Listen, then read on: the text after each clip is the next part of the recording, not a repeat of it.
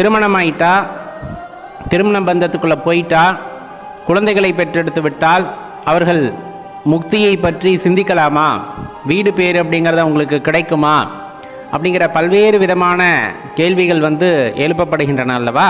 அதை பற்றி தான் இதில் பார்க்க இருக்கும். பொதுவாக எல்லா சமயங்களுமே பார்த்தீங்க அப்படின்னா அன்பு, கருணை ரெண்டு விஷயத்தை பற்றி உறக்க பேசும். அந்த ரெண்டுமே இந்த உலக வாழ்க்கையிலே ரொம்ப முக்கியமான விஷயம். அதுவும் இறை உணர்தலுக்கு அந்த ரெண்டு விஷயங்களும் அடிப்படை தேவைகள் அப்படின்னே சொல்லலாம். ஒரு மனதில் இரக்கம் இல்லை, கருணை இல்லை அப்படிங்கும்போது அவர்களால் இறைவனை உணர்ந்து கொள்ள முடியாது அப்படிங்கிறதையும், அதே போல் அந்த முக்தி நிலையை சென்றடைய முடியாது அப்படிங்கிறத பற்றியெல்லாம் நிறைய ஞானியர்கள் நமக்கு எடுத்து கூறியிருக்கிறார்கள். நம்மளோட தர்மம் நமக்கு என்ன சொல்லுது அப்படின்னு பார்த்தா, இறைவனை அடைவதற்கு ஒரு வழி மட்டும் கிடையாது, பல்வேறு வழிகள் இருக்கின்றன. அந்த பல்வேறு வழிகளிலே நமது எண்ணத்திற்கு ஏற்றாற் போல, சிந்தனை ஓட்டத்திற்கு ஏற்றாற் போல நமக்கு அமைகின்ற குருமார்கள், ஏன்னா இறைவனின் சித்தம், குரு அமைவது எல்லாம் இறைவனின் சித்தம். அவர் வழிகாட்டுதலின்படி செல்லும் பொழுது அந்த ஞான நிலை அல்லது முக்தி நிலை அப்படிங்கிற விஷயம் நமக்கு கிடைக்கக்கூடும்.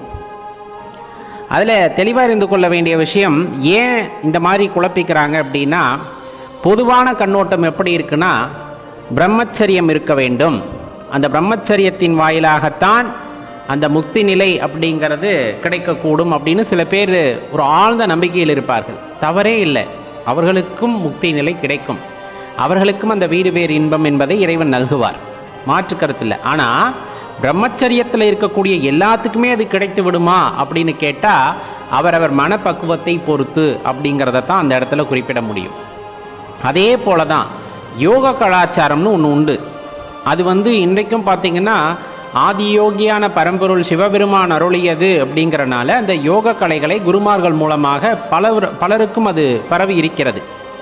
அந்த யோகத்தின் மூலமாக அந்த அரும்பெரும் முக்தி நிலையை அடைய முடியும் அப்படிங்கிறது யோக கலாச்சாரத்திலே உள்ள ஆழ்ந்த நம்பிக்கை. அதில் மாற்று கருத்தையில் அது உண்மையும் கூட. ஏன்னா நிறைய சித்தர்களை நாம் பார்த்திருப்போம்.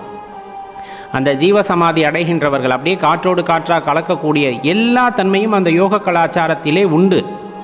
ஆனால் யோகத்தை கற்ற அனைவரும் முக்தி அடைந்து விடுகிறார்களா அப்படின்னு கேட்டால் அது இறைவனுக்கே வெளிச்சம். ஏன்னா நமக்கு இருக்கின்ற கர்மாவின் அடிப்படையிலே நாம் எதை உணர வேண்டும், எதன் அடிப்படையில் நாம் முக்தி நிலையை அடைய வேண்டும் என்றெல்லாம் இறைவன் நமக்கு விதித்திருக்கிறார் என்றால் அதன்படியே நடக்கும். ஒருவேளை இந்த ஜென்மத்திலே அந்த யோக கலாச்சாரத்திலே முயன்று முக்தி நிலை அடைய முடியாவிட்டாலும் கூட இறைவன் இன்னொரு பிறவியை நல்கி இதனுடைய தொடர்ச்சியாக அந்த பிறவியிலே நமக்கு முக்தியை கொடுப்பதற்கு வாய்ப்பு இருக்கும், மாற்று கருத்தே இல்லை. இப்போ இந்த இரண்டிலும் முக்தி அப்படிங்கிறதுக்கு பிரம்மச்சரியத்திலும் உண்டு, யோகத்திலும் முக்தி நிலை அப்படிங்கிறது உண்டு. இதில் இந்த சரியை கிரியை யோகம் ஞானம் அப்படின்னு சொல்லுவாங்க இல்லையா, அதில் இந்த சரியை அப்படின்னு சொல்லக்கூடியது, கிரியை அப்படின்னு சொல்லக்கூடியது, அந்த சரியை மட்டுமே ஆத்மார்த்தமாக செய்து இறைவனின் திருப்பாதத்தை அடைந்தவர்களும் உண்டு. கிரியை மட்டும் செய்து அந்த இறைவனின் திருப்பாதத்தை அடைய பெற்றவர்களும் உண்டு. யோகம் ஞானம் இந்த மாதிரி எல்லா விஷயங்களிலுமே தத்தம் வாய்க்கப்பெற்ற விதியின் பலனாக அவர்கள் அனுபவித்து அடுத்த நிலையை அடைந்தது உண்டு அப்படிங்கிறது நம் முன்னர் பார்த்திருக்கின்றோம். அப்போ ஒரு மனிதனுக்கு திருமணமாகிறது, அடியேன் மீண்டும் குறிப்பிடுவது, ஒரு மனிதனுக்கு திருமணமாகிறது. திருமண பந்தம் என்பது முக்திக்கு தடையாக இருக்குமா அப்படின்னா கண்டிப்பாக கிடையாது, கண்டிப்பாக கிடையாது. அப்படி சொன்னால் அவர்கள் அடிப்படை புரிதல் அற்றவர்கள் அப்படிங்கிறத தெளிவாக தெரிஞ்சுக்குங்க. சரி, திருமணம் ஆகிவிட்டது, 2-3 குழந்தைகள் பிறந்து விட்டது, அவர் முக்திக்கு முயற்சி செய்யக்கூடாதா, அவருக்கு முக்தி கிடைக்காதா அப்படின்னு கேட்டால் அப்படிப்பட்ட கருத்தே ஏற்றுக்கொள்ளப்பட மாட்டாது, ஏற்றுக்கொள்ளப்பட தேவையும் இல்லை. ஏன்னா இந்த முக்தி நிலை அடைவதற்கு முயற்சி செய்வதற்கு எல்லா மனிதர்களுக்கும் அந்த வாய்ப்பு இறைவன் கொடுக்கின்றார், வாய்ப்பை இறைவன் கொடுக்கின்றார். அவர் கொண்டுள்ள அன்பின் காரணமாக அவருக்கு ஒரு வழியை ஏற்படுத்தி தருவார். இந்த இடத்துல நீங்கள் எந்த வழியையும் தவறு சொல்ல முடியாது. ஏன்னா அந்த வழியிலே நாம் முயற்சி செய்து அதில் தோற்றிருந்தால் மட்டுமே நாம் அதை குறை சொல்லாமல், அந்த தோற்றிருந்தாலுமே அது நமது தவறு கூட அங்கே இருந்திருக்கலாம். அப்போ அந்த ஒரு முறையவே நாம் தவறு சொல்லிவிட முடியுமா அப்படின்னா கண்டிப்பாக கிடைக்காது. அடியேன் இதை குறிப்பிடுவதற்கான காரணம் இருக்கிறது. இப்போ நாயன்மார்கள் அவங்க இருக்காங்க இல்லையா, அவங்கள எடுத்துக்குங்க. எல்லாருமே எல்லாருமே அப்படின்னு சொல்கிறத விட அதில் பெரும்பாலுமானவர்கள் பார்த்தீங்கன்னா திருமணமாகி குழந்தைகளோடு வாழ்ந்தவர்கள் தான். ஆனால் அந்த சிவபக்தியிலே மிகவும் உயரியவர்களாக இருக்கின்றார்கள். தான் கொண்ட கொள்கையிலே அவ்வளவு ஒரு பிடிமானமுடையவர்களாக இருந்திருக்கிறார்கள். அதன் பயனாக இறைவனின் அந்த ஒரு தரிசனத்தை பெற்று அவர் பாதத்தை அடைந்தவர்கள் எண்ணற்றவர்கள். எண்ணற்ற நாயன்மார்கள் அந்த மாதிரி இல்லற வாழ்க்கையில இருந்து தன்னை முழுமையாக இறைவனுக்கு அர்ப்பணித்து அதன் பிறகு அவர்கள் அந்த ஞானத்தை அடைந்திருக்கிறார்கள். இறைவன்தான் எல்லாம் அப்படிங்கிற அந்த ஞானத்தை அடைந்திருக்கிறார்கள், தன்னை உணர்ந்திருக்கிறார்கள், மேலும் இறைவனின் திருப்பாதத்தை அடைந்திருக்கிறார்கள். இதெல்லாம் நமக்கு பெரிய புராணத்தின் வாயிலாக தெரிய வருகிறது. அப்போ இதில் எதை தவறுன்னு நம்ம சொல்ல முடியும்? எதை தவறென்று சொல்ல முடியும்? இல்வாழ்க்கையில் ஈடுபட்டால் தவறென்று சொல்வதா? குழந்தைகளை பெற்றுக்கொண்டால் தவறென்று சொல்வதா? யோக கலாச்சாரத்திற்கு வராமல் இருப்பது தவறென்று சொல்வதா? பிரம்மச்சரியத்தை கடைபிடிக்கவில்லை அல்லவா உனக்கு முக்தியே கிடையாது என்பது சொல்வது சரியா? இந்த மாதிரி பல கேள்விகள் அங்கு இருக்கின்றன. அடிப்படையில் தெரிந்து கொள்ள வேண்டிய விஷயம், நமது தர்மம் போதிப்பது பரந்த மனநிலையை, பரந்த மனநிலை. குறுகி விடாதே அப்படின்னு நமது தர்மம் எப்பவும் சொல்லும். ஒரு சின்ன வட்டத்துக்குள்ள நின்றாத. நீ பார்க்கிற காட்சி மட்டும் கடல் அல்ல, அதை தாண்டி விரிந்து கிடக்கிறது கடல் என்பது நமது தர்மம் நமக்கு போதிப்பது. நான் பார்ப்பது மட்டுமே உண்மை என்ற கண்ணோட்டத்திற்கு நாம் சென்று விட்டால் நமக்கு இன்னும் மனதிலே தெளிவு ஏற்படவில்லை என்பதை உணர்ந்து கொள்ள வேண்டும். நம்மால் இன்னும் அந்நிலையை எய்த முடியவில்லை என்பதை உணர்ந்து கொள்ள வேண்டும். ஏன்னா நம்ம மக்களை பொறுத்தளவு நிறைய பேர்த்த நம்பி ஏமாந்தாச்சு இல்லையா? நிறைய பேர்த்த பார்க்குறோம், பார்த்து அவர்களின் செயலின் காரணமாக சில ஏமாற்றத்தை கண்டு அப்படி இப்படி இருந்தாங்கன்னா இவங்கெல்லாம் உண்மையானவர்களாக இருக்க மாட்டார்கள்னு ஒரு பிம்பத்தை நமக்குள்ளேயே ஏற்படுத்தி கொண்டு பல விஷயங்களிலே நம் மனதை சஞ்சலப்பட விட்டு யாரை நம்புவது யாரை நம்ப வேண்டாம் என்ற ஒரு குழப்பத்திலே வாழ்ந்து கொண்டிருக்கின்றோம். அடியேன் திரும்பவும் சொல்கிறது ஒன்று தான், குருவாக சிவபெருமானே இருந்து நமக்கு வழிகாட்டுவார். இன்னார் சொல்வதை கேள், இயற்கையில் இவ்வொளி கேட்கும் அப்படின்னு இருந்ததுன்னா ஒளியை கேட்டு ரசிக்க வேண்டும். அதன் மூலமாக இறைவன் நமக்கு ஒரு புரிதலை உண்டாக்குவார்.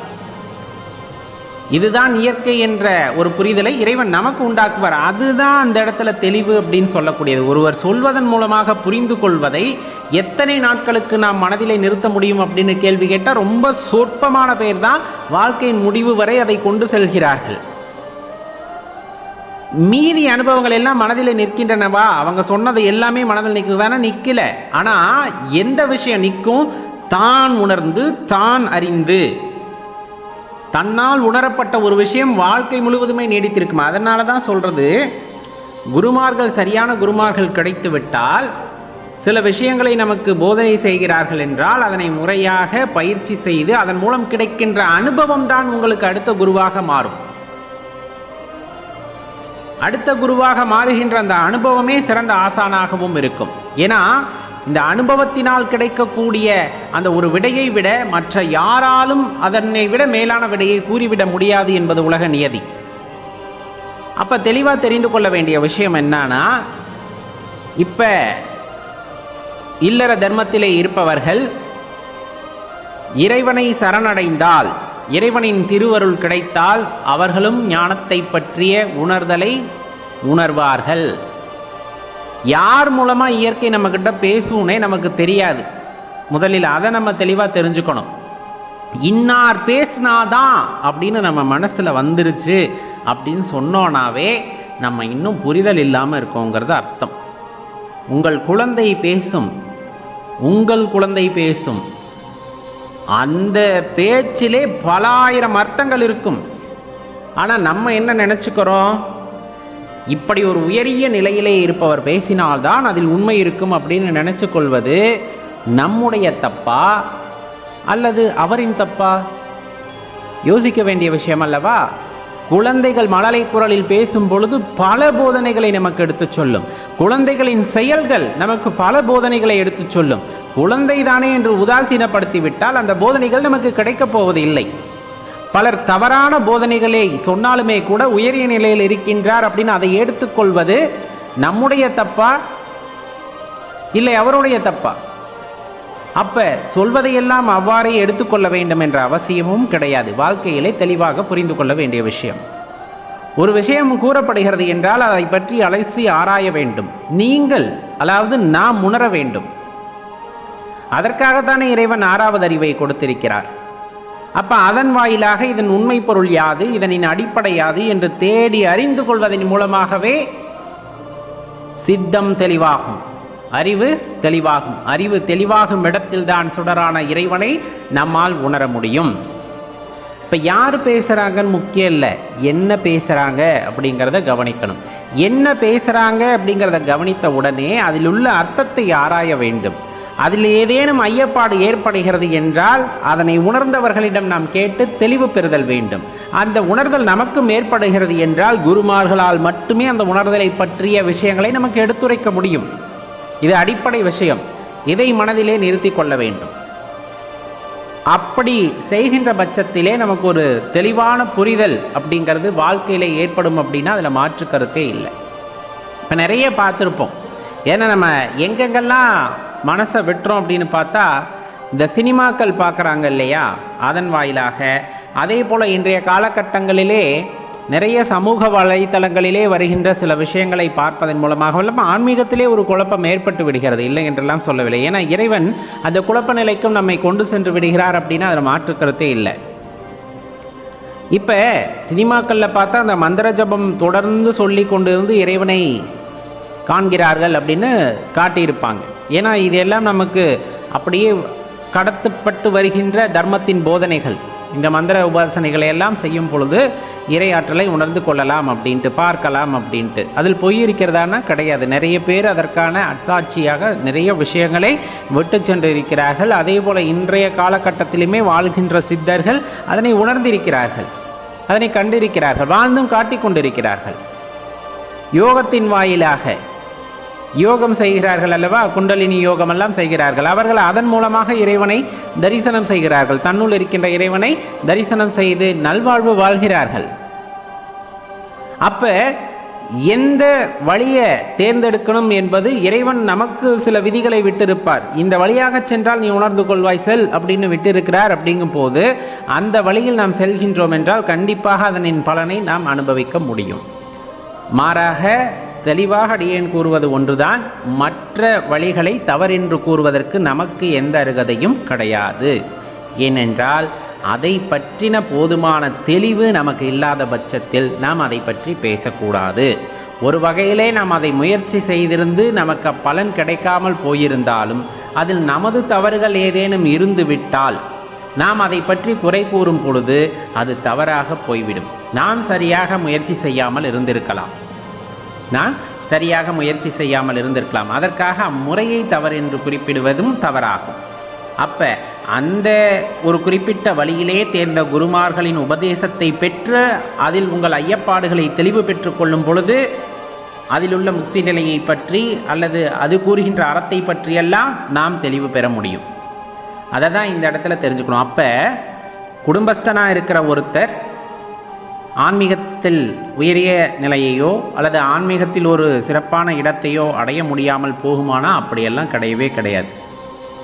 அப்படி ஒரு இடத்திலே இருக்கிறார் என்றால் அந்த குடும்பத்திலும் இருந்து கொண்டு, கிரகஸ்தனாக இருந்து கொண்டு இறைவனையும் தவறாது நினைக்கிறார் என்றால் அவரை விட உயர்ந்தவரும் உலகத்தில் வேறு யாரும் இருக்க முடியாது. ஏனென்றால் நல்ல தெரிந்து கொள்ள வேண்டிய விஷயம், தனது கர்மாவின் காரணமாக அந்த இல்வாழ்க்கை அமையப்பெற்று தனது மக்கட் செல்வங்களையும் பெற்றெடுத்து இத்தனை விஷயங்களுக்கு ஊடேயும் இறைவனை தவறாது நினைத்து கொண்டு அவரை பற்றி சிந்தித்து கொண்டு அவரை காண வேண்டும் என்ற உத்வேகத்தில் அவர் செய்கின்ற முயற்சி அப்படிங்கிறது பிரம்மச்சரியத்திலிருந்து ஒருவர் செய்யக்கூடிய முயற்சிக்கு ஈடானது. அதில் எந்த மாற்று கருத்துமே இல்லை.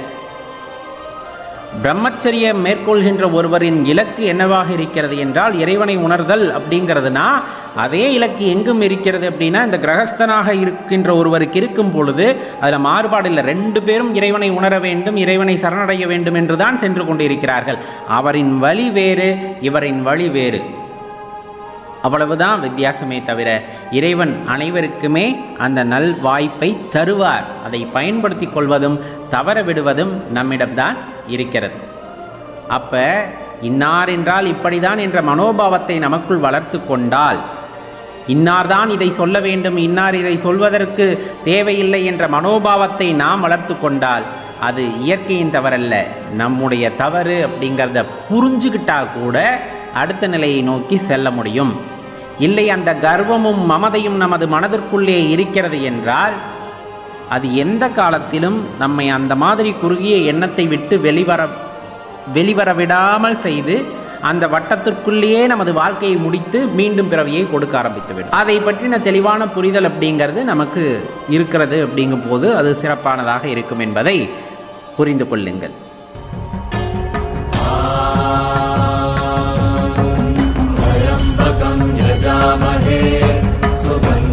पुष्टिवर्धनम् पूर्वारुकमिव बन्धनान्